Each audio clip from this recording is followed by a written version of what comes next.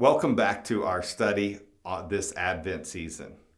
Now, one definition of darkness is the inability to see ahead. Now, we've all experienced, I'm sure at some point in time, the lights going out.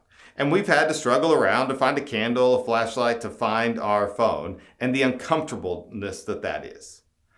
We hate darkness because in the darkness, anything can happen and we don't know where it's coming from. If darkness is a physical reality, it's also a metaphorical one. We all have times when we can't see ahead.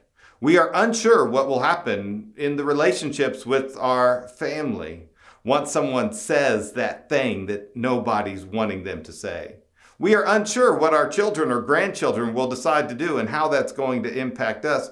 We are unsure what the future holds. This uncertainty of darkness is chaotic, but we believe that God is there. In fact, the first description of earth is that it was formless, empty, and dark. In Genesis 1:2, it says these words, "The earth was formless and empty, and darkness covered the deep waters, and the Spirit of God was hovering over the surface of the waters." Now, the word formless is sometimes also translated as chaotic. This description reminds us that disorder is a part of our world. If the first part of the verse is bad news, then the second part is good news. The Spirit of God was hovering over the surface of the waters. I want to invite you now to pause this video and talk about your own experiences of darkness and chaos.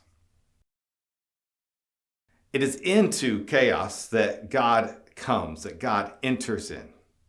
Now hear this. God doesn't just stop the chaos, but God reorders the world. He doesn't just calm down the crazy. He makes something new. In Genesis, the story continues, and God said, "Let there be light." And there was light. God saw that the light was good, and he separated the light from the darkness. God called the light day and the darkness night. And there was evening and there was morning the first day. Do you hear what's happening in the scripture? God is bringing peace.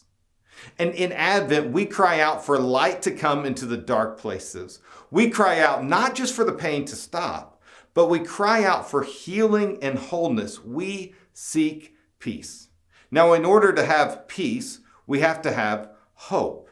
To have the peace that passes understanding, we have to have hope that surpasses our fears and our chaos.